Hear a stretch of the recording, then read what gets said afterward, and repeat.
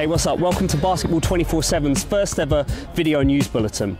We start off with a look at a potential Team GB star of the future. When we were in Madrid for the EuroLeague finals the other week, we caught up with 17-year-old Brit Ryan Richards, who was playing for Real Madrid in the Nike Junior tournament. After his team gave Maccabi Elite Tel Aviv a spanking, I caught up with him and asked him how it was all going there. New team, I came Monday, train with them, so I was just trying to get back into how they play. You know, it's hard. They play a little different to my old team. You know, I get more shots than my old team here. You know, a lot better players, so you share the ball. But yeah, it's good. You know, good tournament, a lot of competition. Okay, I was going to say, I mean, your old team being Gran Canaria, what's the story there? How come you've ended up here? Well, basically, I was at Gran Canaria ATB team, and then I went to the academy, and our season finished. So basically, my coach, Roberto Oriana, said, you know, let's get you in shape, let's get you training, and then let's get you playing with, you know, the top team. So I came here, trained with Real Madrid. So is this just a temporary thing, or? Right now I'm looking at teams, you know, but Real Madrid, you know, it's a good look, you know, so I'm going to see how that goes. And, you know, I've got other teams asking, but right now I'm happy here right now, I'm liking it. See how it goes, see what other teams are interested. And indeed, Real Madrid did sign Ryan, as did Nike. While he was out there, they inked him to a 3-year contract, so congratulations to you, Ryan.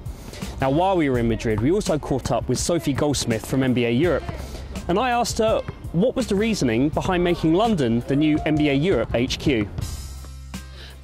We see London and the UK as a huge potential opportunity for us. Basketball actually is very popular over there already, especially from a participation standpoint. In fact, for under 18s, it's the second most played sport. But we see that there's a gap which we feel we can help fill from a sort of aspirational standpoint and bringing more high-level competitive events, as well as just grassroots. We feel that there's room to do a lot more from a grassroots standpoint to get more kids bouncing the ball rather than kicking. So it's a big commitment from the NBA, hence opening an office. We're going to be there for the long term. Especially leading up to 2012. While we're on the subject of the NBA, everyone is of course buzzing about the finals between the Celtics and the Lakers at the moment.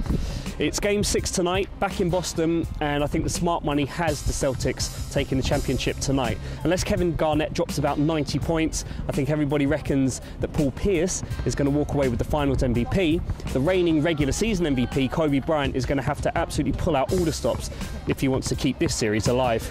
Elsewhere in the NBA, the Chicago Bulls raised a few eyebrows, to say the least, when they chose Vinny del Negro as their new head coach. They had been going after former Chicago coach turned TV pundit Doug Collins after they failed to get the man they wanted before him, Mike D'Antoni from the Phoenix Suns. So it came as a huge surprise to most people that they gave the job to Del Negro, a guy who has no head coach experience. It's going to be very interesting to see what they do. And of course, Chicago have the #1 pick in the NBA draft that's happening in 10 days' time. The consensus is it's going to be a runoff between Michael Beasley or Derrick Rose as to the #1 choice, but quite who the Bulls actually draft remains to be seen. At the moment, it's anybody's guess. And everybody's favourite Chicago Bull, Luol Deng, led the list as Team GB published its 27-man training rota last week.